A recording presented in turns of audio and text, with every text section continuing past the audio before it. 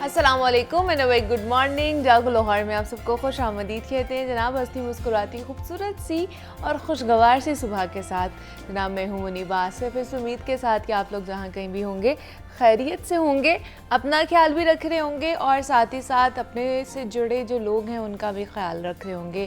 तो जनाब even though कि हर हफ्ते हमारी ये कोशिश होती है कि आपके साथ ना कुछ लाइटर नोट पर डिस्कस किया जाए और मामूल से कुछ हट कर बात की जाए ताकि आपका वीकेंड हमारी बातों से खुशगवार गुजरे। और दूसरा ये कि हमारी बातें भी अच्छी होंगी और मौसम भी काफ़ी अच्छा हो चुका है।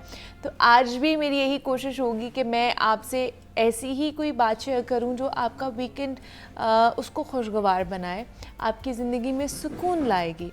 और ज़िंदगी में सुकून ही एक ऐसी चीज़ है जो सबसे ज़्यादा अहम है। और आपको पता है कि सुकून का सबसे बड़ा ज़रिया क्या है? हमारे ताल्लुकात, हमारे लोगों के साथ जो रिश्ते हैं वो हमारे ताल्लुकात ही वो वाहिद चीज़ है जो हमारी ज़िंदगी में ना हकीकी किस्म का एक सुकून पैदा करती है। लेकिन इसके लिए ना उन ताल्लुकात पर हमें मेहनत भी करनी पड़ती है, उन्हें वक्त भी देना पड़ता है, तब जाकर उनमें सुकून पैदा होता है। और आज क्योंकि वीकेंड है और आज आपके पास एक अच्छा मौका भी है कि आप सब घर वाले जमा हो सकते हैं। किस तरह की एक्टिविटीज़ कर सकते हैं? आप अपनी पुरानी पिक्चर्स देख सकते हैं, बचपन की पिक्चर्स देख सकते हैं। पूरा घर में एक बॉक्स या एक शॉपर बना हुआ होता है जिसमें सारी चीज़ें पड़ी हुई होती हैं। वो तस्वीरें बचपन की या कहीं घूमने फिरने की हो सकती हैं आपकी। उससे आपकी जो पुरानी जो यादें हैं वो ताज़ा होंगी और आप दोबारा उसे साथ मिलकर वही फीलिंग्स जी सकेंगे जो कभी सालों पहले जिया करते थे। और ये बड़ा अच्छा एक कथारसिस होता है आपका कि आप जब इस तरह की चीज़ें अपनी मेमोरीज़ को रिकॉल करते हैं, आप जो पिक्चर्स देखते हैं, विजुअल्स देखते हैं, तो एक कथारसिस होता है आपका। इसके अलावा कि आप अपने प्यारों का ज़िक्र कर सकते हैं जो आपके साथ अब नहीं हैं, जो आपसे बिछड़ चुके हैं, उनके मुतालिक अच्छी अच्छी बातें एक दूसरे के साथ शेयर कर सकते हैं या अपने आबा व अजदाद के मुतालिक यूं ही गुफ्तगू कर सकते हैं। वैसे तो ये वाली जो बातें हैं ना, ये वाली एक्टिविटीज़ हैं, बहुत आम सी हैं, इनके मुतालिक इतना फॉर्मल होकर बात नहीं करना चाहती मैं, क्योंकि गाहे बगाहे हम ये सब करते ही रहते हैं। मगर फिर भी मसरूफ़ ज़िंदगी में शायद आपको इस तरह अपने बहन भाई, अपने माँ बाप के साथ कुछ वक्त गुजारने का जो है ना वो अरसा दरकार हो जाता है। तो बात करने का मकसद भी सिर्फ यही है कि आपको याद करवा दूं, क्योंकि ये चीज़ें ज़रूरी हैं। हमारे देखने वाले जो है ना, आप लोगों को सच बताऊं तो ये चीज़ें हमारी सोच से भी ज़्यादा अहम हैं, क्योंकि अपनी पुरानी यादों को चेरिश करना, तस्वीरों के पुराने एल्बम्स को विज़िट करना या अपने प्यारों को याद करना, ये बहुत ही मीनिंगफुल एक्सपीरियंसेस होते हैं। बल्कि यूँ समझ लें कि ये हमें इमोशनली चार्ज करते हैं। और ना सिर्फ इतना ही बल्कि घर में एक अच्छी खुशगवार फ़ज़ा भी कायम होती है, एक दूसरे के साथ एक अच्छा ताल्लुक़ बनता है, घर में घर जैसा एहसास जो है वो बेदार होता है, अपनायत बढ़ती है एक दूसरे के लिए। और जो शायद दुनियादारी की भूल भुलैयों में कहीं ना कहीं खो सा जाता है। सियासत पर बात हो रही होती है या घर के मौशी हालात पर तो हमारी तकरीबन रोज़ ही बात होती है। जब भी हम घर पे बैठते हैं गली मोहल्ले के मसाइल भी डिस्कस हो जाते हैं, मगर उस दौरान ये चीज़ें कहीं खो सी जाती है।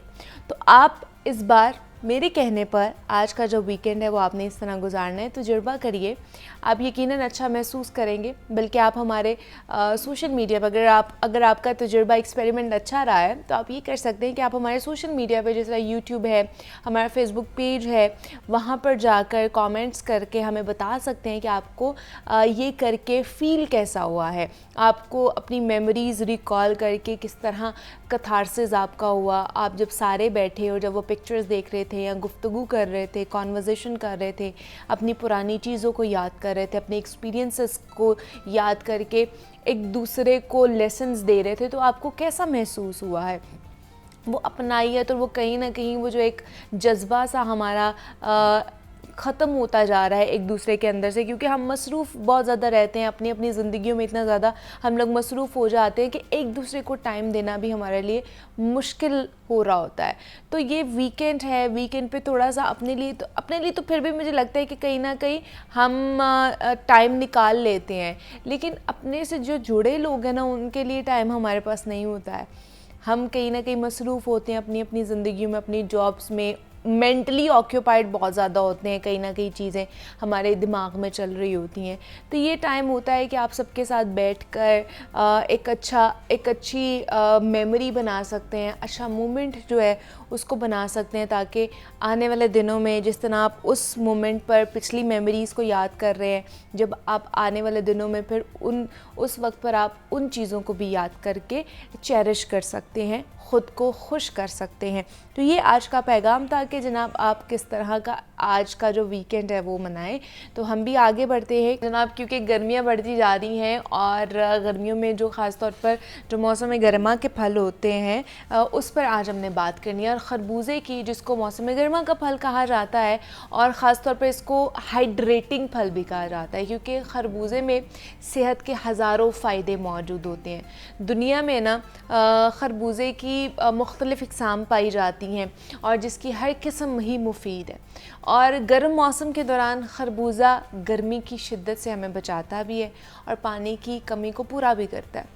खरबूजा जो है ना हाज़मे के मसाइल को दूर करने में भी बहुत मददगार साबित होता है, और ख़रबूजे में ग़िज़ाई फ़ाइबर की जो मुनासिब मिक़दार है वो भी पाई जाती है।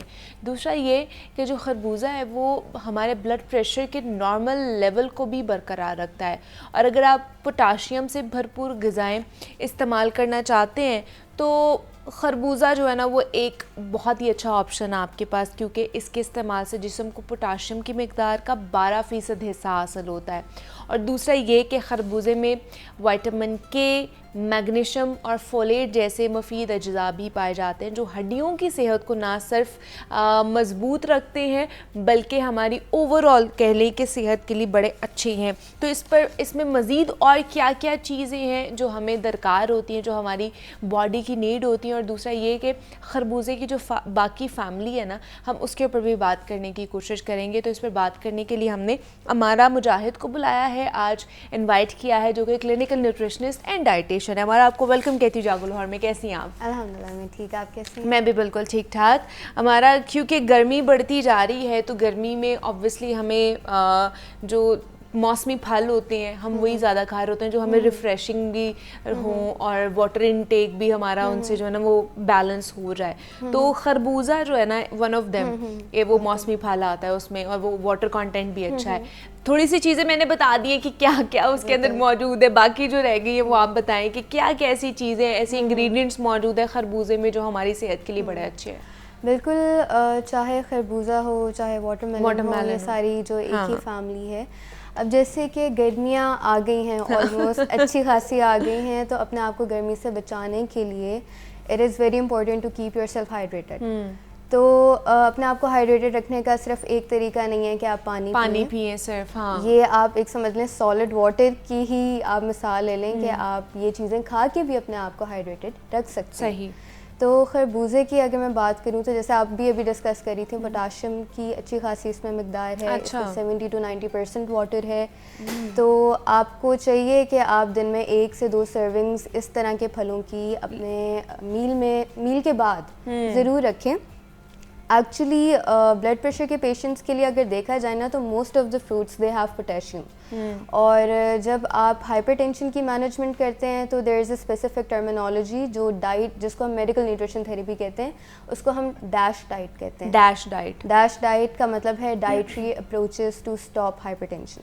अच्छा। तो उसमें होता ही यही है कि हम फ्रूट्स की सर्विंग जो है दिन में 5 से 6 मरतबा कर देते हैं, एक्सीड कर देते हैं। उसकी वजह ये होती है कि हाई पोटाशियम कंटेंट जो होता है वो हाइपरटेंशन को मैनेज करने में बहुत, मतलब पोटाशियम हाइपरटेंसिव लोगों के लिए बहुत अच्छा है। एग्जैक्टली, उनके लिए वो अच्छा होता है। इसी के साथ साथ थोड़ा हमें ध्यान भी करना पड़ता है कि अगर कोई किडनी का पेशेंट है तो उसको थोड़ा सा हमें पोटाशियम रिस्ट्रिक्ट भी करना पड़ता है। तो इट डिपेंड्स कि पेशेंट सिर्फ हाइपरटेंसिव है। अगर सिर्फ हाइपरटेंसिव है तो सारे फ्रूट्स उसके लिए बहुत अच्छे ऑप्शन है। सिर्फ फ्रूट्स नहीं, आप जिस तरह मेडिटेरेनियन डाइट होती है इसमें बीन्स हैं, पल्सेस हैं, इसमें सारे फ्रूट्स हैं, इसके अंदर लीन प्रोटीन है। लीन प्रोटीन कहते हैं जिस तरह चिकन में आ गया, हाँ, या फिश आ गई, एग आ गया, ये थोड़ा मटन, बीफ और इन चीज़ों को थोड़ा अवॉइड करना होता है जिनमें सैचुरेटेड फैट की जो मिकदार है वो ज़्यादा होती है। तो हर मील के बाद आप थोड़ा सा पोर्शन ले लें फ्रूट का। अच्छा, it will keep you hydrated as well. इसके अंदर बहुत से वाइटामिन हैं जो कि आपकी स्किन के लिए बहुत अच्छे हैं। तो जब स्किन की बात करते हैं तो सारे कुछ लोग पूछ रहे होते हैं कि अपनी स्किन को अच्छा कैसे रखना चाहिए। अनलेस या अनटिल आपको कोई स्किन कंडीशन है, अपनी स्किन को अच्छा रखने के लिए पानी की मिकदार आपके जिस्म में पूरी होनी चाहिए। इसके अलावा कुछ एसेंशियल वाइटामिन हैं, मिनरल्स हैं, वो भी पूरे होने चाहिए।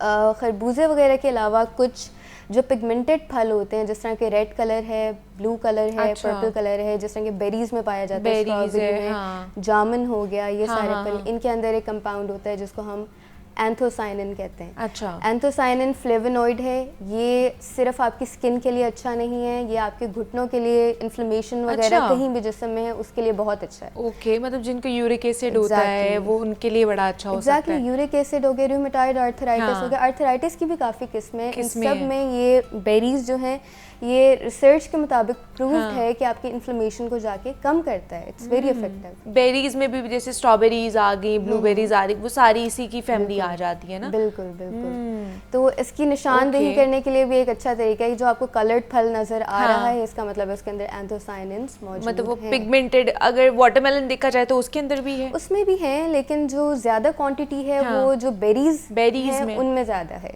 कंपैरेटिवली। ठीक है, तो वो जो यूरिक एसिड वाले पेशेंट है उनके लिए ज़्यादा अच्छी है वो। लेकिन इसमें जिस तरह मैं बात की थी कि खरबूज में विटामिन के मौजूद है, वो क्या काम करता है हमारी बॉडी में? अच्छा, क्लॉटिंग फैक्टर के लिए विटामिन के जो है आपकी बॉडी में अच्छा है। आप समझ लें ओवरऑल जो आपकी ब्लड प्रोडक्शन, मेंटेनेंस वगैरह, इसके लिए भी वो अच्छा है। तो विटामिन के अलावा विटामिन ए है जो आपके विजन के लिए बहुत अच्छा है। काफ़ी इस तरह की चीज़ें हैं, बच्चों में होती है नाइट ब्लाइंडनेस के नाम से, और इस तरह की काफ़ी चीज़ें हैं जिसके लिए ये मुफीद है। इसके अलावा विटामिन सी तो आप समझ लें हीरो है सारे। अच्छा, विटामिन सी भी है इसके अंदर?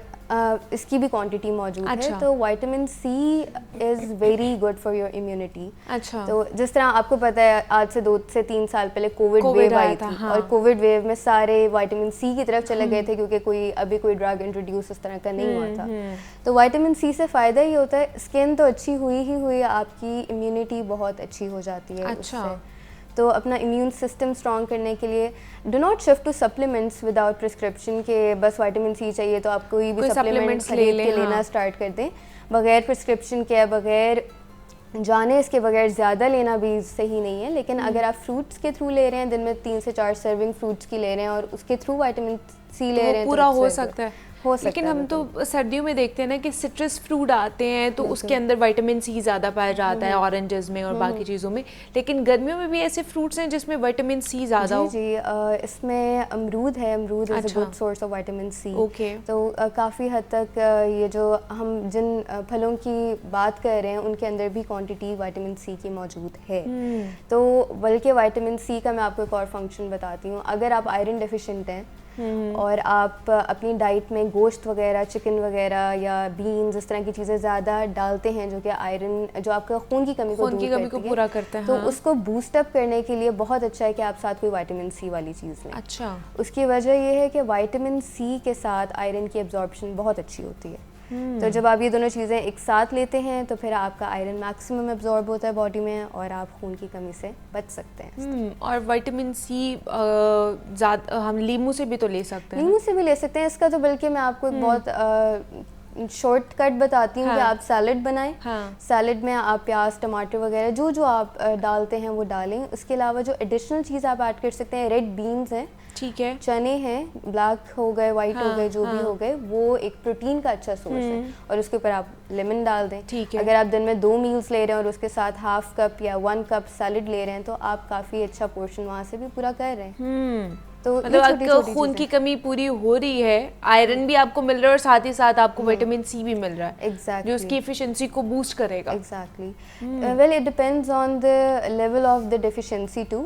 अगर सिवियर डेफिशिएंसी है तो you would have to shift to the supplements या कभी कभी ट्रांसफ्यूजन्स वगैरह की भी जरूरत पड़ जाती है अगर ज़्यादा है। अगर माइल्ड चाइल्ड है तो वो इन चीज़ों से पूरी हो सकती है, या अपनी डाइटरी हैबिट्स जो है वो चेंज करके उसको बेहतर कर सकते हैं। अच्छा, खरबूजा है, क्या इसके खाने के भी कोई टाइमिंग है कि कब खाना चाहिए, और ख़ास तौर पर क्या हमें खाने के साथ इसका इंटेक करना चाहिए? मतलब जैसे दोपहर को बहुत से लोग लंच कर रहे होते हैं तो उनके साथ होता है कि इस तरह का फल हो जो हम लोग साथ साथ लंच करें और साथ साथ हम इसकी भी एक बाइट ले लें, तो क्या वो हमें खाना चाहिए खाने के साथ कि नहीं? अच्छा, यूजुअली आप नाश्ता करने के बाद जो 11-12 बजे का टाइम होता है, जो स्नैक टाइम होता है, उसमें आप फल ले लें तो इट्स मोर अप्रोप्रिएट। ओके। तो खाने पे you should focus on one thing at one time ना, कि आप प्रॉपर मील ले लें, उसके आधे घंटे बाद थोड़ा सा फ्रूट आप खा लें। फ़ौरन साथ बिल्कुल साथ जोड़ के ना खाएं, थोड़ा सा डिस्टेंस जो है, थोड़ा सा फासला रख लें। ताकि जिस तरह मैंने आपको बताया, अनलेस या अनटिल इट्स कोई विटामिन सी वाली चीज़ है एक्सेसिव, तो वो आप फ़ौरन बाद भी ले लें तो फिर it's good for your absorption of many nutrients. ठीक है, मतलब खाने के साथ हमें नहीं खाना चाहिए, उसके बाद ही खाना चाहिए। जी, तो इसका जिस तरह वाटरमेलन का मिथ है उस पर भी बात कर लेते हैं कि जी उसके फ़ौरन बाद जो है ना पानी नहीं पीना चाहिए, डायरिया हो जाता है, पेट ख़राब हो जाता है, तो इसके बाद ऐसा तो नहीं कुछ होता? ये मिथ्स ही है, वाटरमेलन की भी मिथ ही बनी हुई है। मिथ्स की तो मैं बात करूं, इतनी ज़्यादा मिथ्स हमारी सोसाइटी में या भरी हुई हैं। दूध से रेशा हो जाता है, मछली के बाद दूध से कुछ हो जाता है, और केला एक नहीं खाना, दो खाने तो ये सारी मिथ्स हैं, ऐसा कुछ नहीं है। हाँ, ये है कि थोड़ा बहुत अगर एडल्टरेशन फैक्टर है, जिस तरह के वाटरमेलन के अंदर कोई कलर एडिटिव ऐड है, उससे ज़रूर हो सकता है कि आपको फूड पॉइजनिंग हो जाए। अच्छा। एरिथ्रोसिन के नाम से एक फूड एडिटिव है, रेड कलर है, रेड पिगमेंट है, जो आजकल थोड़ा ख़बरों में आ भी रहा है कि लोग इंजेक्ट कर रहे हैं। तो अगर वो उसकी क्वांटिटी, उसका बल्कि टेस्ट भी है कि आप कोई टिश्यू पेपर लें, कॉटन लें, आप उसके पल्प के ऊपर रखें। अच्छा। और आप उसको हटाएं, अगर आपको रेड कलर वहाँ पे फील हो रहा है तो इसका मतलब है उसमें वो एडेड है, तो उससे फूड पॉइजनिंग या इस तरह के इश्यूज क्रिएट हो सकते हैं। और हमें कब खाना चाहिए वाटरमेलन भी? उसका अप्रोप्रिएट टाइम क्या है? सुबह खाना चाहिए, खाने के बाद खाना चाहिए, या रात को खाना चाहिए या नहीं खाना चाहिए? ये जैसे आई हैव डिस्कस कि आप स्नैक टाइम में ले लें, स्नैक टाइम में ज़्यादा बेहतर है, आप ले लें, उसमें ज़्यादा बेहतर है, ज़्यादा अप्रोप्रिएट है कि अभी आपने खाना नहीं खाना, कुछ लाइट सा खाना है, कुछ हल्का फुल्का स्नैक खाना है, तो इंस्टेड ऑफ समोसे पकोड़े इस तरह की चीज़ें, शिफ्ट टू वाटरमेलन या कोई भी अच्छा सा फल या कोई फ्रूट बोल बना के आप वो खा लें। तो टाइमिंग का वैसे बहुत ज़्यादा मैटर नहीं करता कि यही टाइम है, इसी टाइम पे ही खाना है, उस टाइम पे आपकी बॉडी ने डाइजेस्ट ही करना है, चाहे आप उसको जिस टाइम पे भी ले रहे हैं। बस ये है कि ओवर ईट ना करें ना, कि बहुत ज़्यादा खाना खा के फ़ौरन साथ ही फल आपने खाना स्टार्ट कर दिया, फिर ऊपर से चाय पी ली, फिर ये थोड़ा सा गड़बड़ होती है। बाकी आप किसी भी टाइम ले सकते हैं। किसी भी टाइम ले सकते हैं। अच्छा, बच्चों के लिए जो है खरबूजा, क्योंकि टॉपिक हमारा ये है, तो खरबूजे बच्चों के लिए कितने अच्छे हैं, और क्या उन्हें दे सकते हैं? जो वीनिंग प्रोसेस में जो होते हैं जो बच्चे, उनको हम दे सकते हैं कि नहीं दे सकते हैं? अच्छा, वीनिंग प्रोसेस जो है ना, ये एक बहुत आप समझ लें क्रिटिकल भी थोड़ा सा होता है, क्योंकि बच्चा छोटा होता है। आफ्टर 6 मंथ्स आपने वीनिंग स्टार्ट करानी होती है। तो we start from the rice cereal. सबसे पहले ये एक बहुत लीस्ट एलर्जिक चीज़ है जो चावल हैं, ठीक है। तो उसके बाद आप आहिस्ता आहिस्ता इंट्रोड्यूस कराते हैं बच्चे को सारी चीज़ें। उसमें आप ये फल भी ऐड कर सकते हैं, उसमें आप सारे फल, हर चीज़ इंक्लूडेड है, कोई रिस्ट्रिक्टेड चीज़ नहीं है कि आपने ये बिल्कुल भी नहीं देना। आप बस बच्चे की टॉलरेंस भी साथ साथ चेक करते हैं कि उसको सूट कर रहा है या नहीं कर रहा। तो बहुत छोटा 6 माह का बच्चा है, तो उसको तो आप सबसे पहले चावल का सीरियल जो है उस पे लेकर आएँ, और हर चीज़ जो भी दें आप उसको ब्लेंडेड फॉर्म में दें। अच्छा, ताकि वो सही से खा मतलब ये थोड़ा सा वो सॉफ्ट होता है ना, तो घर में जो माएँ होती हैं वो कहती हैं ऐसे इसको और थोड़ा सा मैश करके बच्चे को दे दो, अच्छा होगा, जिस तरह हम लोग बनाना मैश करके देते हैं बच्चों को। हाँ, कोई इशू तो नहीं है इसमें, आप दे सकते हैं, बिल्कुल बच्चे को दे सकते हैं। It's a good choice for weaning process. वो अच्छा है उनके लिए, बच्चों को भी दे सकते हैं। अच्छा, दूसरा इसका मैं ये भी जानना चाह रही हूँ कि जो बीपी की तो बात कर ली हमने, जो शुगर पेशेंट हैं उनको ख़ासतौर पर मीठी चीज़ें मना की जाती हैं कि उन्होंने ज़्यादा मीठी चीज़ें नहीं खानी, मैंगो हो गया, वाटरमेलन हो गया, तो क्या ये वो ले सकते हैं कि नहीं ले सकते हैं? अच्छा, वाटरमेलन जो थोड़ा बच जाता है अपने वाटर कंटेंट की वजह से बच जाता है, लेकिन ग्लाइसेमिक इंडेक्स है एक टर्म हम यूज़ करते हैं। हाँ जी। हर फल की, हर सब्ज़ी की एक ग्लाइसेमिक इंडेक्स होता है कि इसमें शुगर की मकदार कितनी है। फल तो नेचुरल शुगर्स हैं, मीठे तो हैं, उनमें शुगर की मकदार, फ्रुक्टोज की मकदार पाई जाती है। तो वाटरमेलन की ज़्यादा है, और जिसकी हम बात कर रहे हैं गर्मा वगैरह, इनकी भी थोड़ी ज़्यादा है। अगर आपके शुगर लेवल कंट्रोल हैं तो आप दिन में 1 आध सर्विंग ले लें, कोई इशू नहीं है। अगर तो कंट्रोल नहीं है तो फिर ज़्यादा खाने से आपकी शुगर बढ़ सकती है। तो खरबूजा भी थोड़ा बहुत क्वांटिटी में, जैसे मैं आपको बता रही हूँ कि if your blood sugar levels are controlled, अगर तो 400-500 शुगर जा रही है तब तो कोई भी फ्रूट लेने की गुंजाइश नहीं है ना, तब तो आप बिल्कुल शुगर से थोड़ा कट ऑफ करें जब तक आप नॉर्मल लेवल्स पे नहीं आ जाते। और जिनकी मतलब 200 प्लस होती है तो वो नॉर्मल है या वो 200 प्लस ज़्यादा है, ज़्यादा ही है, ज़्यादा है। 160-150 तक अगर आप इसको मेंटेन कर लें, एक डायबिटिक पेशेंट जो है, HbA1c से बेसिकली हम देखते हैं, ये 3 महीने का ओवरऑल टेस्ट होता है। तो इसकी जो बॉर्डर लाइन पे वैल्यू होती है वो 6 होती है, कि अगर आप 6 या 5 से 6 पे आ रहे हैं तो आप बॉर्डर लाइन डायबिटिक हैं। 7-8 वाले हैं आप तो फिर थोड़ा एहतियात करें, 9-10 वाले हैं तो बहुत ज़्यादा एहतियात करें। अच्छा। तो ये इसकी डिपेंड करता है कि आपके शुगर लेवल्स कैसे जा रहे हैं और आपका कंट्रोल कितना अच्छा है। अगर आप बहुत फिजिकली एक्टिव हैं, आप एक्सरसाइज करते हैं, आप डाइट अप्रोप्रिएट ले रहे हैं, पोर्शन सही ले रहे हैं, तो फिर आप ले लें, फ्रूट्स भी ले लें, कोई इशू नहीं है। अगर तो आप नहीं कर रहे और सब कुछ खाए पिए जा रहे हैं तो फिर आपको एहतियात करने की ज़रूरत है, फिर आप नहीं खा सकते हैं।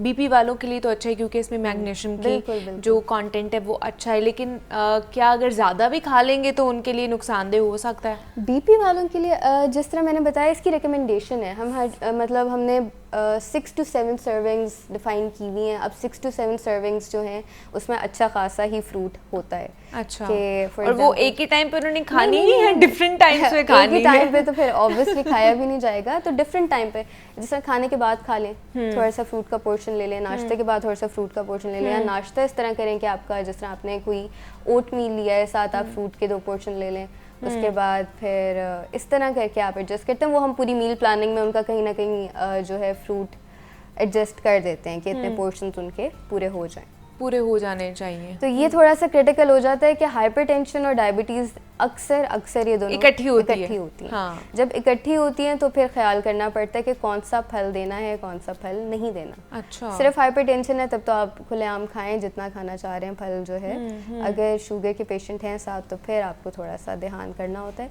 तो इस सूरत में किसी डाइटिशियन को कंसल्ट कर लें ताकि वो आपको ज़्यादा अच्छे तरीके से गाइड कर दें कि आपकी न्यूट्रिशन डेफिशिएंसी भी कोई ना हो, आपको पूरी ग़िज़ाइयत भी मिले, आपकी शुगर भी कंट्रोल रहे, हाइपरटेंशन भी आपकी कंट्रोल। अच्छा, दूसरा हमारा जिस तरह वाटरमेलन के बारे में बोला जाता है कि अगर आप लेकर आए हैं तो उसको ज़्यादा दिनों के लिए या ज़्यादा देर के लिए आपने रखना नहीं है, फ्रिज में भी नहीं रखना, तो क्या खरबूजे का भी यही इसी तरह होना चाहिए? देखिए, ये हर चीज़ का है, कंटामिनेशन तो हर जगह होती है, चाहे वो फ्रूट है, चाहे वो कोई सब्जी है, चाहे हर चीज़ की शेल्फ लाइफ होती है। अच्छा। तो फ्रूट्स की शेल्फ लाइफ थोड़ी कम होती है, वो जल्दी सबसे ज़्यादा शेल्फ लाइफ कहते हैं कि क्या चीज़ कितनी देर तक ठीक रहती है।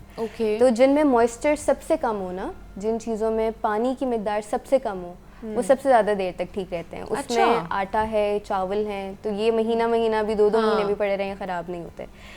जैसे गोश्त है, ये 3-4 दिन में अगर अप्रोप्रिएट टेम्परेचर ना मिले तो ख़राब हो जाता है। इसी तरह फ्रूट्स में तो अच्छा खासा मॉइस्चर है, और जिनकी हम बात कर रहे हैं वो तो फुल मॉइस्चर से ही मतलब पानी से ही भरे हुए हैं, तो उनको नहीं रखना चाहिए। अच्छा, मतलब आपने लिया है तो आप 1 से 2 दिन में उसको कंज्यूम कर लें, और उसको टेम्परेचर अच्छा दें। फ्रिज का जो है नॉर्मल टेम्परेचर जो है, नॉर्मल टेम्परेचर में ऑब्वियसली गर्मियों में तो हर चीज़ ही ख़राब होगी, तो फ्रिज में ही रखें।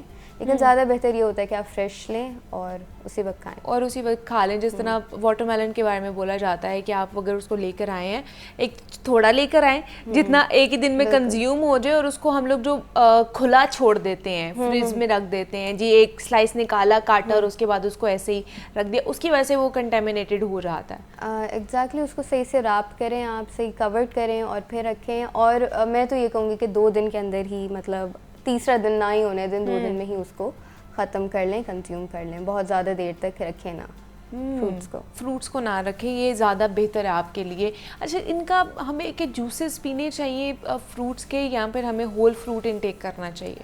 अच्छा, इसमें 2 चॉइसेस हैं, टेस्ट या न्यूट्रिशन।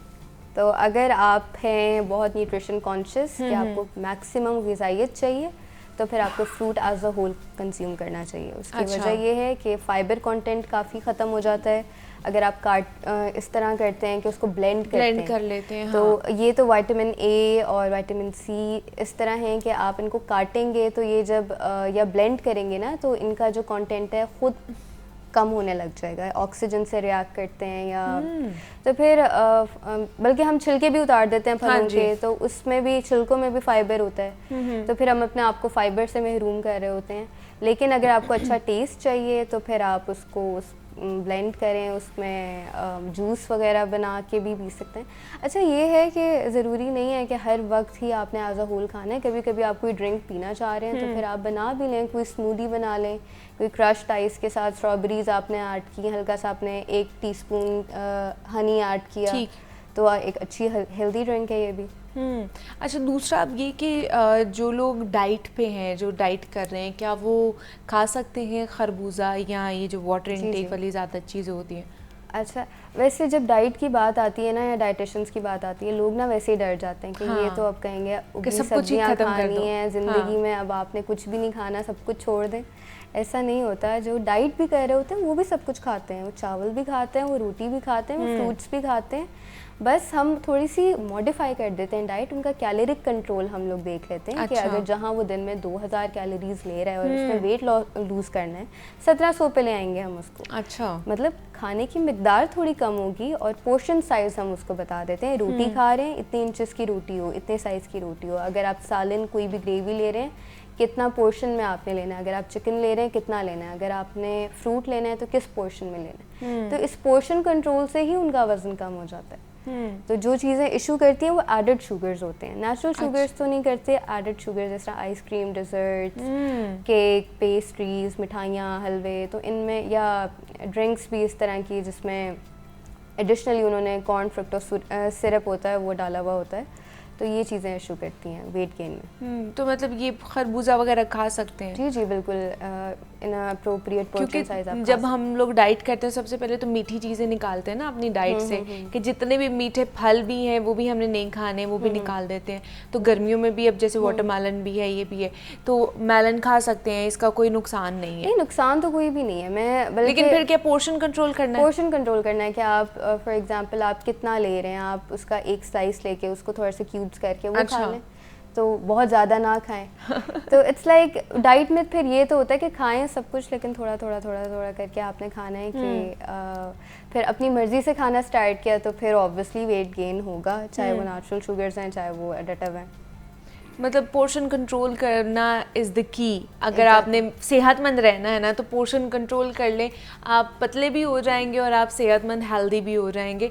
तो यही है कि जनाब आपने अच्छे तरीके से ग़िज़ा खानी है, लेकिन मुतवाज़न ग़िज़ा और बैलेंस डाइट लेनी है। तो हमारा लास्टली क्या पैगाम देना चाहेंगी देखने वालों को कि वो क्या करें? लास्ट पैगाम। अच्छा देखें, अगर मैं 2 पॉइंट ऑफ व्यू से कहूँ, एक इस्लाम भी हमें ये सिखाता है, एक वैसे भी सीखना चाहिए हमें कि मयाना रवि से काम लेना चाहिए। हाँ जी, ये हमारी न्यूट्रिशन के रूल्स में भी एक बहुत इंपॉर्टेंट रूल है कि आप जो भी कर रहे हैं आप मयाना रवि में करें। जो भी चीज़ आप ज़रूरत से ज़्यादा एक्सीड करेंगे वो आपके लिए नुकसानदेह है, चाहे वो कहने को अच्छी चीज़ थी। हाँ जी, ऐसे है। तो अपनी डाइट में भी मयाना रवि रखें और ओवरऑल भी अपनी लाइफ में भी मयाना रवि से काम लें। तो हमारा मुजाहिद हमारे साथ मौजूद थी, हमारा थैंक यू सो मच कि आप यहाँ पर आई और हम मौसमी फलों के हवाले से और ख़ास तौर पर खरबूजे के हवाले से बात कर रहे थे। यहाँ पे एक ब्रेक लेते हैं, मिलते हैं इस ब्रेक के बाद।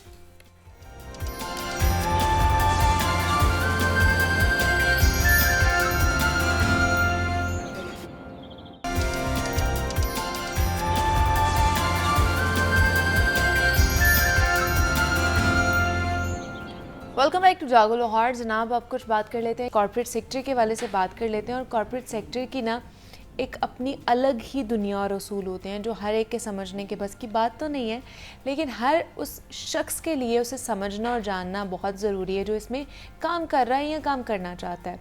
यहाँ आप चाहे तजुर्बाकारी में भले सबसे बेहतर क्यों ना हो, लेकिन फिर भी वो नहीं कह सकता है कि उसकी नौकरी यहाँ पर सेफ़ है, क्योंकि रात को वो बॉस के साथ खुशगवार मूड में चाय पीकर निकला होगा, लेकिन अगली सुबह हो सकता है कि जनाब गेट पर ही उसे दफ्तर से निकाले जाने का परवाना थमा दिया जाए।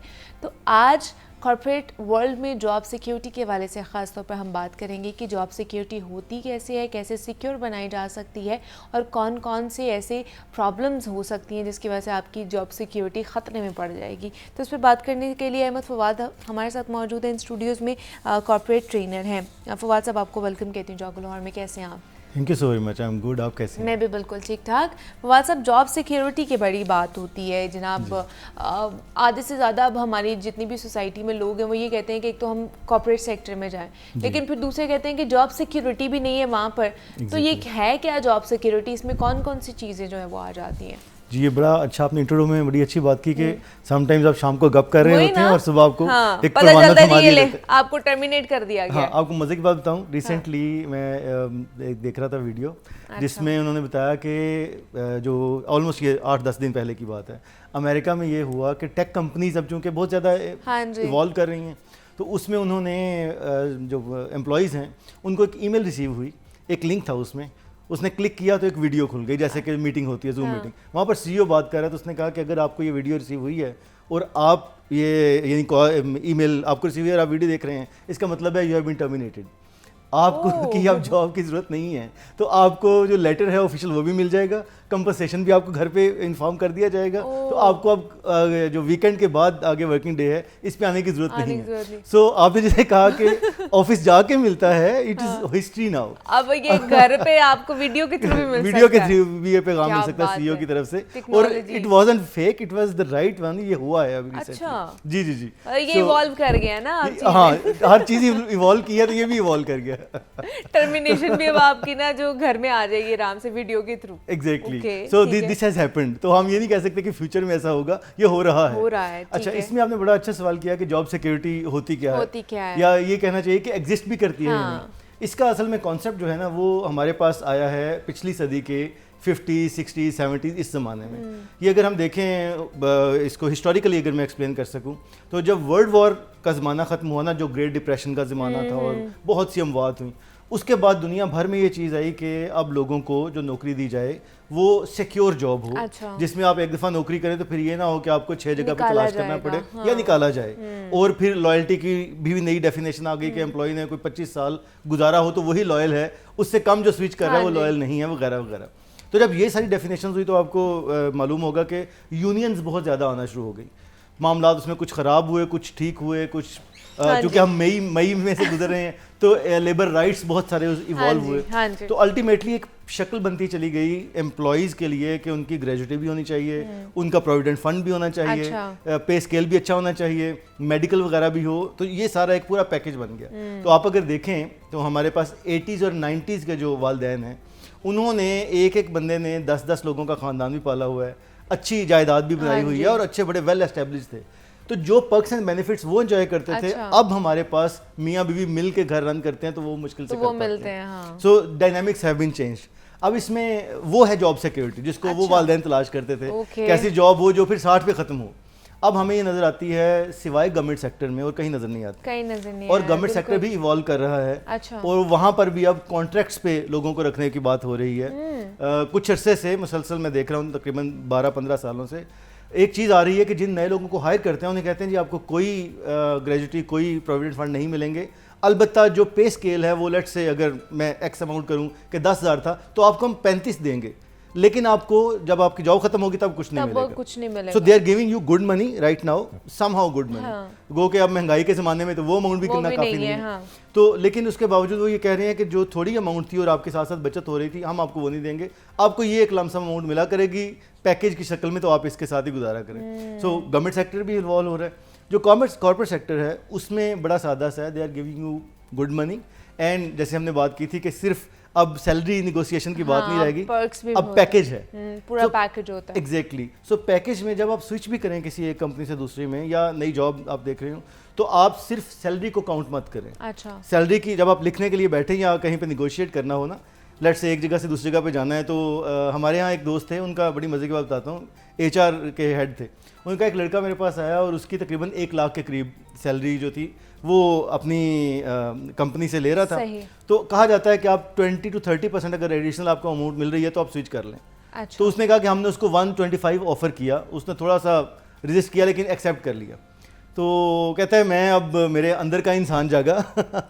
मैंने फिर उसको ऑफलाइन, जब वो चला गया ऑफलाइन, मैंने उसको कहा, मैंने कहा बेटे देखिए, कहता है मैं एक बाप हूँ तो मुझे बड़ा परेशानी हुई उससे डिस्कशन करके, और ये एक्सेप्शन है, डोंट एक्सपेक्ट फ्रॉम एवरीवन। जाहिर है ये कोई सब नहीं करते हैं। हाँ। उसने कहा कि मैंने ऑफलाइन उससे बात की, उससे कहा कि भाई तुम जो 1 लाख रुपए ले रहे हो प्लस मेडिकल है, प्लस तुम्हारे पेरेंट्स की का मेडिकल है, इसके अलावा तुम्हें पेट्रोल मिल रहा है कंपनी की तरफ से, और वो तुम्हें कैश की शक्ल नहीं है बल्कि कार्ड की शक्ल है। दैट मीन्स कि तुम्हें लिटर्स मिल रहे हैं जो कि वेरी कर सकता है, 100 रुपए भी हो सकता है, 500 भी हो सकता है। ये नहीं है कि तुम्हें वो कहें कि 10,000 रुपए ले लो। सो ये अमाउंट तुम्हारी बड़ी फ्लेक्सिबल और अच्छी है। तो अगर तुम देखो तो तुम सिर्फ 5,000 रुपए के फर्क पे हमारे पास आ रहे हो। सो उस कल्चर वगैरह देखना ये बात की बात है। तो अब तुम डिसाइड कर लो और अपने पैकेज को इस तरह से देखा करो, ये ना देखो कि 1 लाख से तुम 1.25 लाख पे आ रहे हो। So thanks to the gentleman, उन्होंने जब ये बात की तो मुझे भी बड़ा अच्छा लगा। It doesn't happen very often. कोई नहीं बताता, में भी नहीं होता ऐसे यूजुअली, नहीं मोस्टली नहीं बताते आपको। अगर अच्छा कैंडिडेट मिल रहा है और वो थोड़ी सी बेवकूफ़ी के साथ हल्के से पक्ष से आ रहा है, तो कहते हैं ठीक है आज आने दें। हाँ। क्योंकि वो एक मैं ज़ाती तौर पे तो वैसे ही इस सैलरी निगोशिएशन के खिलाफ हूँ। It is inhuman. आपने एक कंपनी ने बनाया हुआ है, आपका एक सेटअप होना चाहिए कि इस रोल के लिए इतने पैसे होने चाहिए, तो बंदा पीछे कोई भी कर रहा है आप उसको उस पर लें। लेकिन ज़ाहिर है कि निगोशिएशन होती है और हम अपना कोई रास्ता तलाश करने की कोशिश करते हैं। सो कहना ये चाह रहा हूँ कि जॉब सिक्योरिटी की जो बात है, आपको ये देखना चाहिए कि उस कंपनी में जिसमें आप काम कर रहे हैं कल्चर कैसा है। कल्चर 2 तरह के हैं। आप रिलैक्स्ड हैं, कहीं ऐसा तो नहीं है कि लेग पुलिंग चल रही है, बहुत ज़्यादा आपकी खिंचाई हो रही है और आप एक मरीज अलग बने हुए हैं और काम अलग करना पड़ रहा है। अगर तो ऐसा है तो फिर आप फॉरगेट दिस ऑल स्टफ, फिर आप जी अगर ऐसा है तो फिर आप मूव कर लें और आप देखें कि जहाँ पे आप जा रहे हैं वहाँ पर क्या कहीं पर भी व्हाट्सअप इवन दो कि अगर कॉर्पोरेट सेक्टर में भी अगर जॉब सिक्योरिटी नहीं है तो फिर लोग उस तरफ जाना क्यों चाहते हैं। हर सबकी ये डिमांड होती है कि हमें अगर जॉब मिल रही है यहाँ तक गवर्नमेंट लेवल पर मिले, अगर नहीं मिल रही है तो फिर हमें फिर कॉर्पोरेट सेक्टर में जॉब मिले। इसकी क्या वजह है? फिर पर्क्स सबसे बड़ी वजह है, पर्क्स एंड कल्चर।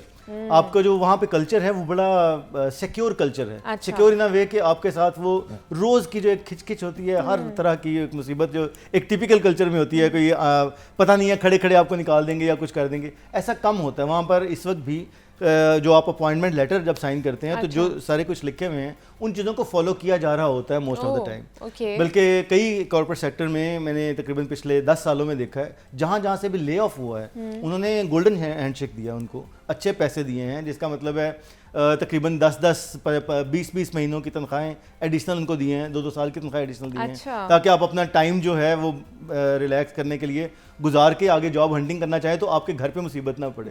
सो इस तरह की चीज़ें उन्होंने की हैं। दैट इज़ वाई लोग ज़्यादा इसको देखते हैं कि फ़ौरन जो ले ऑफ भी किया जाता है उसमें ख्याल रखा जाता है कि एम्प्लॉई जो है वो किसी अच्छे बड़े सेटबैक से ना गुजरे। नहीं तो फिर हमें अगर रहते हुए किसी भी सेक्टर में अगर हम काम कर रहे हैं, वो कॉर्पोरेट सेक्टर हो जाए, वो गवर्नमेंट सेक्टर या कोई और सेक्टर हो जाए, तो वहाँ पर हम कैसे अपनी जॉब को सिक्योर बना सकते हैं? हमें क्या करना चाहिए इसके हवाले से? 2 चीज़ें। एक बल्कि सबसे पहले मैं ये एक्सप्लेन करने से पहले कि कौन सी 2 चीज़ें, अपने एक बड़े मज़े के हमारे दोस्त हैं, उन्होंने बड़ी अच्छे तरीके से एक्सप्लेन किया। उन्होंने कहा जी कि आप काम करते हैं जब तो एक हाथ से काम करें, एक हाथ से ढोल बजाएं। तो सिर्फ एक तरीका है जब आपने एक हाथ को फ्री करना है तो वो कौन सा है कि दोनों हाथों से काम करना शुरू कर दें। नहीं, दोनों हाथों से ढोल बजाना शुरू कर दें। So you have to network and do well. तो ये 2 चीज़ें हैं जो आपकी जॉब को सिक्योर बना सकते हैं। फवाद साहब मुझे ये बताएं कि आजकल जिस तरह ले ऑफ और गोल्डन शेक हैंड की जिस तरह आपने बात की है वो भी बहुत से लोग ले रहे हैं, तो इसके अलावा कौन कौन सी वजूहात से जो है ना जॉब्स ख़त्म हो सकती हैं? 2-3 हैं। एक तो ये है कि एक्सक्यूज मी, एक ये हम जिस पे बहुत ज़्यादा माइंडफुल होते हैं वो है आपकी किसी भी वैल्यूज़ रिलेटेड चीज़। वैल्यूज़ का मतलब है कंपनीज़ की वैल्यूज़ होती हैं कि ट्रांसपेरेंसी है और इस तरह की चीज़ें। वहाँ पे अगर गॉड फॉरबिड आपको maybe you are habitual of back biting, आप किसी की बुराई करते हैं, कहीं पे कुछ करते हैं, कहीं पे कुछ करते हैं। हाँ। लोग होते हैं इस तरह के। जी बिल्कुल है, हर जगह होते हैं। एग्जैक्टली। अच्छा, कुछ जगहों पे तो ये इसलिए चल जाता है कि वहाँ पे बहुत सारे लोग कर रहे हैं तो वो एक कल्चर का हिस्सा, वहाँ पे कल्चर होता है। हाँ। वहाँ पे चल जाता है। हाँ। लेकिन कई जगहों पे इस चीज़ को खासतौर पे कॉर्पोरेट सेक्टर में अगर मैं बात करूँ तो आपको होता क्या है, आपकी ये अगर बातें करने की आदत है तो फिर आप माइंडफुल नहीं होते कि किसी बड़े के बारे में आप कोई बुरी बात कह रहे हैं या किस तरह कर रहे हैं। अगर कहीं भी किसी के काम पे पड़ी तो वो कहता है जी प्रूफ दें हमें, आपने ये बात की है ओके कि उसने करप्शन किया या उसने गलत किया है, कोई भी ऐसी बात जो कि रूटीन में हमारे मुआशरे का भी हिस्सा है, कहीं भी किसी को भी कह दिया तो वो कहते हैं अच्छा आपने ये कहा है, so you should be mindful about it, अब आप इसको प्रूव करें। और if you can not do it तो फिर मैं ये फिर मैं steps ये ले कर, सकते हैं। हाँ ठीक तो है। वो फिर खुद से ना करें, एचआर को कम्युनिकेट कर दें, तो ऑफ कोर्स ये एक इशू बन सकता है। ओह। एक हमारे बड़े जस्ट टू रेफर, एक हमारे करीब जानने वाली अजीज़ थी, उन्होंने क्या किया, ऑफिस में होते उन्होंने अपने बॉस के साथ कोई हल्की सी सख्ती हुई, बॉस ने डांट डपट कर दी, उसने आके डांट खाने के बाद बड़े मूड ख़राब और बैठी आके और गुस्से में अपनी साथ ही कुलीग बैठी थी उसको ईमेल की कि इसने ये किया और साथ उस बॉस के बारे में गालियाँ लिखी गुस्से में। तो वो जो अमूमन गालियाँ इतनी बुरी भी नहीं, जो आम जिसको हम अब हाँ। शरीफ गालियाँ समझ कहा करते हैं वो वाली। अच्छा ठीक है। अच्छा, वो उसने उसको ईमेल की तो साथ उसने उसकी शक्ल देखी यूं करके कि इसके कोई एक्सप्रेशन बदला नहीं है, क्योंकि ईमेल आई है, कुछ जो दोस्तों में होता है, वो हंसता है या लड़ता है। तो उसने फिर उसको इशारा किया कि ईमेल चेक करो।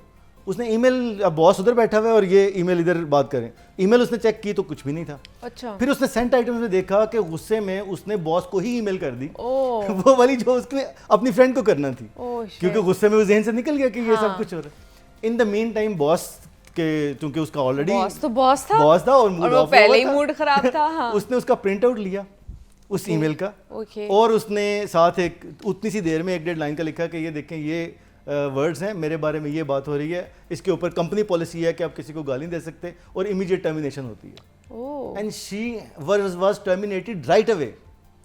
वो तमाम डांट डपट उन चीज़ों को, तो ये उन वैल्यूज़ में आया जो कि कंपनी जिसको फॉलो कर रही है। तो अब this is what I am saying कि ये वजूहात हो सकती हैं। सो इस तरह की कोई बात है तो यू शुड बी माइंडफुल कि गुस्सा तो है, तो उसको होल्ड कर ले थोड़ी देर, बजाय ईमेल करने के जाके कुछ पानी पी ले या कुछ रिलैक्स कर ले।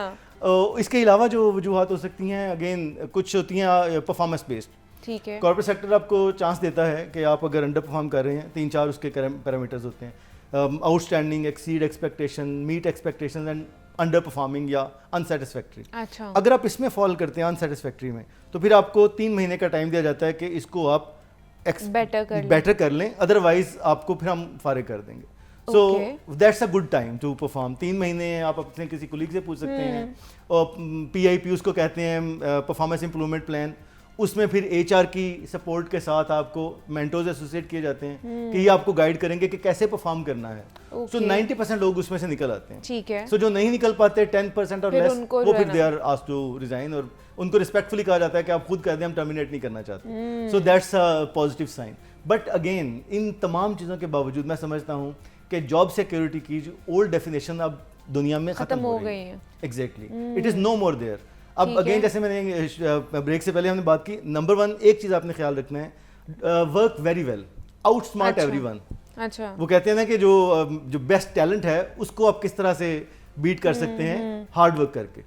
तो आपने हार्ड वर्क करना है। अब जो मीटिंग में जिस तरह यस बॉस कहने वाली जो आदत होती है बहुत से लोगों की, ना सिर्फ कॉर्पोरेट सेक्टर में हर जगह होती है। जी। तो क्या उससे भी अब कोई फायदा नहीं होने वाला, होने के जॉब सिक्योरिटी उन्हें मिल सकती है यस बॉस या बटरिंग करके? जी, जिस कल्चर में बॉस पसंद करते हैं यस बॉस, वहाँ पे तो वहाँ पे होगी। यस ऑफ कोर्स, वो और बहुत ज्यादा फायदा होता है। वहाँ पे तो आपको प्रमोशंस भी मिलती हैं। हाँ, फिर बहुत सारी। यस बॉस के फिर लेवल्स होते हैं ना मुनीबा, वो वही खाली इस पे थोड़ी रुकता है कि आप अप्रिशिएट कर रहे हैं। हाँ, फिर होता है कि बॉस कहते हैं कि यार आजकल ये गर्मियाँ चल रही हैं तो AC कौन सा अच्छा है, तो वो कहेगा सर मैं आपको बताता हूँ किस कंपनी का AC अच्छा, बल्कि मैं तो आपके घर पे इंस्टॉल करवा दूंगा। अब वो इंस्टॉल भी करवा देगा, उसके साथ वो सारे काम भी कर देगा। फिर वो उसके घर पे कई, मैं नाम नहीं लेना चाहता है, गवर्नमेंट सेक्टर में हमारे एक जानने वाले काम करते हैं, उन्होंने बताया कि एक प्रोफेसर साहिबा, वो उन्होंने रखे होते थे इस तरह के कि कौन कौन से स्टूडेंट हैं जो गांव से हैं, और वो गंदम का ज़माना है तो गंदम अच्छी आ जाएगी, कहीं से चावल अच्छे आ जाएंगे। वाह। ये मैं आपको बड़े यूनिवर्सिटी लेवल के कॉलेज का, यूनिवर्सिटी का बता रहा हूँ, प्रोफेसर आपको बता रहा हूँ जिन्होंने अपना ये हिस्सा रखा हुआ था उसमें। तो उसके अगर आप यस करते हैं और उसको आप ये सारा कुछ प्रोवाइड भी कर देते हैं साथ साथ, तो यस बॉस फिर यही नहीं रुकता ना, फिर आगे इसके बढ़ते चले जाते हैं, स्टेजेस जो बढ़ती जाती। मेरा पॉइंट सिर्फ ये है कि मीटिंग में यस बॉस कहना या बॉस की मर्जी के मुताबिक परफॉर्म करना, ये तो बिल्कुल जस्टिफाइड है। अच्छा। ये करना भी चाहिए, जाहिर है वो भी कहीं पे जवाब दे, आप भी उसको जवाब दें तो आपको करना चाहिए, लेकिन इसको इससे बाहर नहीं लेके जाना चाहिए। जैसे अभी मैंने जिक्र किया कि उसके आप घर में दाने भी पहुंचा रहे हैं, काम भी कर रहे हैं, दैट डजंट वर्क। उसकी वजह से जब वो मोहतरमा पकड़ी गई तो उनकी डिमोशन भी हुई अल्टीमेटली, और ये होना ही था। सो कहना ये चाह रहा हूँ इस सारे में कि यस बॉस वर्क्स वेल, ठीक है, एक खास कल्चर में 100 काम निकलते हैं खुशामद से जहाँ में, अल्लामा इकबाल ने कहा हुआ है, मकड़ा और मक्खी। अगर आपको मौका मिले तो आप ज़रूर पढ़ें, बल्कि मैं तो अपने देखने वाले को हमेशा कहता हूँ कि जब आपको कोई बहुत ज्यादा तारीफ कर रहा है ना तो मकड़ा और मक्खी जरूर पड़े क्योंकि मकड़े कुछ ना कुछ तो गड़बड़ है उसके पीछे। और मकड़े ने तारीफ करके मक्खी की सफाई की तारीफ की, जो अल्लामा इकबाल की नज़्म में है। मक्खी को तुम कितनी साफ सुथरी हो, तो मक्खी जो कि इस्तारा ही गंदगी का है, उसको कहा कि तुम साफ सुथरी हो, तुम कितना अच्छा उड़ती हो, और जैसे ही वो करीब आई तो उसने पकड़ लिया, उसको खाना शुरू कर। सो अगर आपकी कोई तारीफ कर रहा है बहुत ज्यादा तो याद रखें वो आपको मक्खी समझ रहा है और आप मकड़े हैं, और वो मकड़ा है जिसने आपके ऊपर अटैक करना है। So don't fall into that trap. Number 1, yes boss works well sometimes, लेकिन जो चीज़ आउट स्मार्ट करती है, एक जगह पे ये काम करेगा, 2 पे करेगा, जैसे जैसे बिजनेस डायनेमिक्स चेंज हो रही हैं, ऑर्गेनाइजेशन चेंज हो रही हैं, जो टॉप टैलेंट है, परफॉर्मेंस है, वो बहरहाल बाकी चीज़ों को बीट कर देती है। सो नंबर 1 आई सजेस्ट आप अपनी परफॉर्मेंस को ज़रूर, कंपनी पैरामीटर्स को अंडरस्टैंड करके परफॉर्मेंस को टॉप पे ज़रूर रखें, नंबर 1। नंबर 2, नेटवर्क अपना तगड़ा ज़रूर करें, जिसका मैं हमेशा जोर देता हूँ, within the company and outside the company. And then ये जो यस बॉस का मतलब है आपका लड़ाई झगड़ा ना हो ऑर्गेनाइजेशन के अंदर। अगर ये 3 चीज़ें मेरे मुताबिक पैकेज आपका कंप्लीट है तो फिर आपकी जॉब सिक्योर होगी, चाहे उस ऑर्गेनाइजेशन में हो या किसी और ऑर्गेनाइजेशन में। और अगर आपको प्रमोशंस में मिल रही हैं या अच्छे आप जगह पे हाँ सीट्स पे हो, तो तब भी जॉब सिक्योर है कि नहीं है? नहीं है। देखें किसी वक्त भी अगर कंपनी डिसाइड, जैसे मैंने कहा अभी टेक कंपनी का आपको बताया मैंने, अचानक कंपनी में प्रोसेसेस होते हैं और आपके लिए अचानक होता है, कंपनी इन प्रोसेसेस को, अपने सिस्टम को इजाल करने के लिए दूसरी कंपनीज की हेल्प लेती रहती हैं। आपको पता है पाकिस्तान में भी ऐसे प्रोफेशनल्स मौजूद हैं जिनकी टोटल जो कहना चाहिए उनके जेडीज, जॉब डिस्क्रिप्शन और स्पेशलिटी ये है कि वो जिस कंपनी में आते हैं वहाँ पर नंबर ऑफ मैन पावर कम कर देते हैं। अच्छा, अब इसको कई लोग बुरा समझते हैं कि यार ये क्या बात है, ये तो नौकरी निकालने के लिए उनका नाम ही, चंद एक लोग हैं इनका नाम ही थ्रेट बन गया हुआ है। बट बिजनेस प्रोफेशनल को देखें अगर आप ऑर्गेनाइजेशन को, तो वो उसके लिए ठीक है कि अगर 1000 लोग काम कर रहे हैं, वही काम अगर वो 500 लोगों के जरिए करवा देते हैं, डुप्लीकेशन ऑफ टास्क को वो बता देते हैं कि एक ही काम है, ये 2 डिपार्टमेंट मुख्तलिफ कर रहे हैं, इसको इकट्ठा कर लें, और उसमें से 20 लोग काम कर रहे हैं, आप 12 के साथ काम करें, सो दैट्स ओके। लेकिन अगर ऐसा होता है तो चाहे आपने पिछले साल एक्सेप्शनल परफॉर्मेंस दी है, आपका नाम अगर लिस्ट में आ गया तो यू आर गॉन देन। सो फिर आपको कोई नहीं बचा सकता। हाँ, प्रमोशंस हों या आपके एक्स्ट्राऑर्डिनरी अप्रेजल्स हों, ये आपकी जॉब सिक्योरिटी के लिए को इंश्योर नहीं करती। मैंने जैसे कहा परफॉर्म जरूर करते रहें, उससे फायदा ये होगा कि आपको कहीं पे भी जाते हुए स्विच करते हुए मुश्किल नहीं होगी, लेकिन ये इंश्योर नहीं करती कि आप उस कंपनी में ज्यादा देर टिकेंगे। हाँ, मतलब कोई किसी भी कंपनी में, किसी भी सेक्टर में हो सकता है। जी, ज्यादा से ज्यादा ये होगा कि आपको पैसे थोड़े अच्छे दे देंगे जाते हुए, और कुछ कंपनी जो कहेंगे नहीं जी थैंक यू, बस यही थे आप कल से ना। हाँ, हम बट तो बस यू मूव एग्जैक्टली। तो इसलिए एक वो जो हमने पहले भी सीरीज में बात की थी कि अपना कंफर्ट जोन जो है ना उससे निकल के चीजें करने की कोशिश किया करें, तो उसको याद रखना है। अगर आपने नहीं देखा वो वाला एपिसोड तो आप पीछे जाके हमारी सीरीज देख सकते हैं। एक पूरी जनाब आपको सीवी बनाते हुए और किस तरह इंटरव्यू देना है उससे शुरू होगा, और ये आज तक मिल जाएगी आपको। अहमद फवाद साहब हमारे साथ मौजूद थे। फवाद साहब बहुत शुक्रिया आपके वक्त का कि आप यहाँ पर आए, और जॉब सिक्योरिटी के वाले से हम बात कर रहे थे कि किस तरह किसी भी सेक्टर में या कॉर्पोरेट सेक्टर में हम अपनी जॉब सिक्योर बना सकते हैं, और वाकई ये सिक्योर होती भी है या नहीं होती है। यहाँ पे एक छोटी सी ब्रेक लेते हैं, मिलते हैं इस ब्रेक के बाद।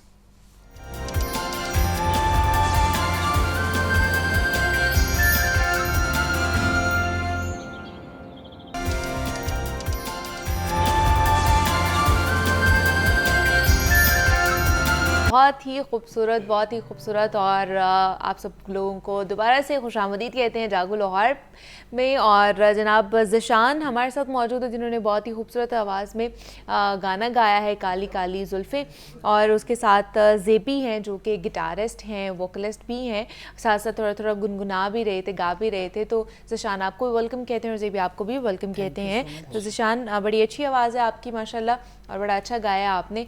थोड़ी सी अपनी जर्नी के बारे में बताएं, कब से शुरू किया, कितने साल हो गए हैं गाना गाते हुए? गाना गाते हुए ज़्यादा अरसा नहीं हुआ, तकरीबन 3 साल हो गए हैं। अच्छा। और कॉलेज लाइफ में कंपटीशन में हिस्सा लिया था, तो तब मेरा स्टार्ट ही था। अच्छा। मतलब मैं इतना ज़्यादा गाता नहीं था, ना ही मेरा कोई उस्ताद है, नेचुरली है। अच्छा। तो यूट्यूब से बस नुसरत साहब के गाने सुन के तो उनसे सीखा है, और मतलब ऐसे ही कॉलेज में कंपटीशन में हिस्सा लिया था, तो वहाँ पे 3rd पोजीशन आई थी। अच्छा। और बगैर सीखे ऐसे ही रहना। तो वहीं से फिर मेरे दोस्तों ने भी और ऑडियंस ने भी मुझे प्यार दिया, उन्होंने कहा कि आप गा सकते हो। ज़्यादा वायरल तो नहीं हुआ था, लेकिन ये है कि आसपास के जो लोग हैं, फ्रेंड्स हैं, उन्होंने कहा कि भाई आप इसको प्रोफेशन बनाओ, आपकी आवाज़ अच्छी है। फिर मैंने प्रोफेशन बना लिया इसको, और शौक भी था, लेकिन गुनगुनाते थे तब, और बाद में प्रोफेशन में आगे फिर प्रोफेशन अब जो है ना प्रोफेशन बना लिया। मतलब तो कॉलेज से पहले भी कोई कभी चांस मिला था गाने का, या घर में गाना और किसी ने कहना कि तुम्हारी आवाज़ अच्छी है ज़िशान? हाँ, मेरे घर वाले और मेरे हमसाए तंग आ जाते थे ना तब लास्ट में ये भी कहा जाता था कि आवाज़ अच्छी है। अच्छा। और एकेडमी में मैं नाते वगैरह पढ़ता था, स्कूल में भी, तो मतलब तब प्रोफेशन नहीं था, ऐसे ही रैंडम। तब सोचा भी नहीं था कि मैंने आगे जाके ये फील्ड अडॉप्ट करनी? कभी नहीं सोचा था। अच्छा, और ये बस एक्सीडेंटली कह सकते हैं कि आप सिंगर बन गए? हाँ, एक्सीडेंटली, सोचा नहीं था और बन गए हैं। वाजी वाह, क्या बात है। अच्छा ज़ेबी, आप भी बड़ा अच्छा गिटार बजाते हैं, तो आपका भी एक्सीडेंटली इसमें आना हुआ या आपने सोचा था कि मैंने गिटारिस्ट बनना है? नहीं, कोई नहीं, ऐसे ही पार्क में एक लड़के को देखा मैंने और क्रेज़ हो गया, मैं देखते हैं क्या क्या चीज़ है ये, तो शुरू किया मैंने, फिर ऐसा वो साथ लगा है कि वो इसके बगैर रहना नहीं होता। अच्छा, तो आपने भी सीखा है इसको प्रॉपर, या आपने भी यूट्यूब से? यूट्यूब से। अच्छा, आपने भी यूट्यूब से, और आपने भी कोई उस्ताद अभी तक नहीं रखा, या सोचा है कि अच्छा अब आगे जाके प्रोफेशनली जब अब किसी उस्ताद की जो है ना वो महारत लेनी चाहिए हमें?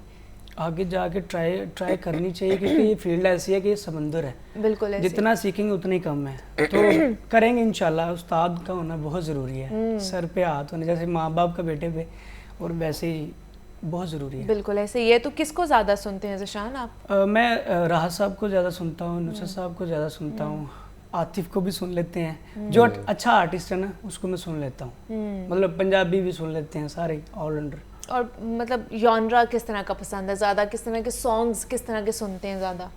ज़्यादा पंजाबी टाइप। अच्छा, तो फिर हो जाए फिर, क्या नेक्स्ट क्या सुनाने वाले हैं आप? क्या बात है जी, बहुत ही अच्छा है। अच्छा ज़िशान, जिस तरह सोशल मीडिया बहुत ज़्यादा उस पर लोगों को हाइप मिलती है, बहुत से लोगों की वीडियोस भी वायरल होती हैं और रातों रात वो कह लें कि फेमस हो जाते हैं, तो आपको कितना फ़ायदा हुआ सोशल मीडिया से? हुआ कि नहीं हुआ अभी तक? सोशल मीडिया से फ़ायदा हुआ था। हाँ, और ये 2 साल पुरानी बात है। अच्छा। जब हमने 2-2.5 साल पहले स्टार्ट किया था ना, तो तब मेरी एक वीडियो वायरल हुई थी भोला रिकॉर्ड और निमरा अली के साथ, वो एक इंडियन गाना था। अच्छा। लूमड़ी। अच्छा, लूमड़ी का सॉन्ग है। हाँ। अच्छा। वो मेरा अच्छा सॉन्ग वायरल हुआ था। तब हमें बहुत फ़ायदा हुआ था सोशल मीडिया का, तो हम लोग शोज़ वगैरह भी करने लग गए थे। अच्छा। तो किसी वजह से, किसी रीज़न की वजह से हम लोगों को स्टे लेना पड़ा, घर के फाइनेंशियली इश्यूज थे, तो जाहिर है इस फील्ड में आपको लगाने भी पड़ते हैं, पाकिस्तान है ना, तो यहाँ पे आपको लगाने पड़ते हैं खुद ही पर, तो ऐसे करके फिर स्टे लेना पड़ा 1 साल पूरा, और 1 साल के बाद हम लोगों ने कम बैक किया है। अच्छा। तो अल्लाह का शुक्र है फिर भी ठीक चल रहा है, लेकिन ये है कि अकाउंट्स वगैरह सारे रुक गए हैं। अच्छा, तो दोनों ने स्टे लिया हुआ था? दोनों हम शुरू से इकट्ठे। अच्छा, इकट्ठे ही स्टार्ट किया था, और आगे भी इकट्ठा ही एक बैंड बनाना है इंशाल्लाह। बैंड हमारा है एक उम्मीद बैंड के नाम से। अच्छा जी, उसको रन कर रहे हैं। नहीं तो किसी कोई नए ट्रैक के ऊपर जो अपनी ये कॉम्पोजिशन हो, या अपना ही कोई ट्रैक हो जो लिखा हो, तो उसके ऊपर काम कर रहे हैं? जी बिल्कुल कर रहे हैं। मेरे अल्हम्दुलिल्लाह 6 गाने हैं जो रिकॉर्डेड हैं। अच्छा। 2 एल्बम्स, और उस पे काम कर रहे हैं, मतलब वीडियो शूट्स। बेसिकली नीड है एक स्पॉन्सर की, कि उसका वीडियो शूट्स के लिए एक अच्छा स्पॉन्सर मिल जाए, क्योंकि वीडियो शूट में काफ़ी जो है ना वो खर्चा हो जाता है, और अभी स्टार्टिंग है और इतना स्टे लेके फिर कम बैक करना थोड़ा मुश्किल होता है। तो अगर तो स्पॉन्सर मिल जाता है तो हम इसी साल पूरा एल्बम रिलीज कर देंगे। ठीक है। अगर नहीं मिलता तो फिर खुद ही स्ट्रगल करके खुद ही कर लेंगे। चले, बेस्ट ऑफ लक। हमारे प्लेटफॉर्म से अगर कोई आपको देख रहा हो और वो स्पॉन्सर करना चाहे तो ज़रूर आपसे कांटेक्ट कर सकता है। अच्छा, तो जो नए आने वाले हैं, जिस तरह आप न्यू कमर है इस इंडस्ट्री में, म्यूज़िक इंडस्ट्री में, तो सबसे ज़्यादा आपको क्या लगता है, आपने क्या विटनेस किया है कि ड्रॉबैक क्या है नए आने वाले जो न्यू टैलेंट है, या उसको मुश्किल कौन सी फेस करनी पड़ती है सबसे पहले? देखिए, मेरे जगह है जो हमारी इस इंडस्ट्री में नए न्यू कमर्स के लिए, या अभी भी पुराने ही हैं जो आगे जाते जा रहे हैं? एक बहुत बड़े प्लेटफॉर्म पे बैठा हूँ, अगर बात करूंगा तो बिगड़ जाएगी। नहीं म्यूजिक इंडस्ट्री की बात कर रही हूँ, हमारे में तो बहुत है। नहीं, मैं इस प्लेटफॉर्म की इसलिए बात कर रहा हूँ कि लोग मुझे सुन रहे हैं, आर्टिस्ट भी सुन रहे होंगे। जी बिल्कुल ऐसी है। तो मसला ये है कि हमारी इंडस्ट्री है तो सही, लेकिन न्यू टैलेंट को प्रमोट करती नहीं है। अच्छा, वो पता नहीं उसकी क्या रीज़न है। हम लोगों ने भी बड़ी रिक्वेस्ट की हैं, हालांकि खाली रिक्वेस्ट करना एक अलग बात होती है, अगर आप में एक टैलेंट है ना, वो दिखा के रिक्वेस्ट करना एक अलग बात होती है। तो ये है कि मेरा नहीं ख्याल कि इंडस्ट्री में न्यू कमर्स को अपॉर्चुनिटी नहीं मिलती है, उन्हें नहीं मौका दिया जाता है कि वो आगे आके जो है वो टैलेंट दिखाएं। हमारे जो पुराने सिंगर है ना, चाहे वो ड्रामा इंडस्ट्री में है, चाहे वो दूसरी फील्ड में है, वही चलते आ रहे हैं। उनकी नस्लें चली जैसे पॉलिटिक्स है, सेम वही है। तो न्यू कमर इमरान खान को कभी मौका नहीं मिलेगा। ठीक है जी, मतलब हमारे जो न्यू कमर्स हैं, जो टैलेंट है, जिस तरह मैं पहले भी कहती हूँ कि हमारे पास हमारे मुल्क में टैलेंट बहुत ज़्यादा है, लेकिन जहाँ पर हम लैक कर रहे होते हैं वो यही है कि उनको प्लेटफॉर्म्स नहीं मिलते हैं, उनको अपॉर्चुनिटी मिलती नहीं है कि वो आगे बढ़ के अपना टैलेंट शो कर सकें और पाकिस्तान का नाम रोशन कर सकते हैं जिस तरह बाकी लोग कर रहे हैं। तो ज़शान हमारे साथ मौजूद थे, ज़ेबी हमारे साथ मौजूद थे। ज़शान और ज़ेबी, बहुत शुक्रिया आपके वक्त का कि आप यहाँ पर आए, और बेस्ट विशेज़ है आप दोनों के लिए, आपके फ्यूचर के लिए। लेकिन जाते जाते एक और गाना हम आपसे सुनना चाहेंगे, मुझे इजाज़त दीजिए, अपना बहुत सारा ख्याल रखिएगा, जाते जाते गाना सुनते जाइए। मैं पाकिस्तानी मूवी का गाना है जी उर्दू में। जी चलें। सोलो करोगे?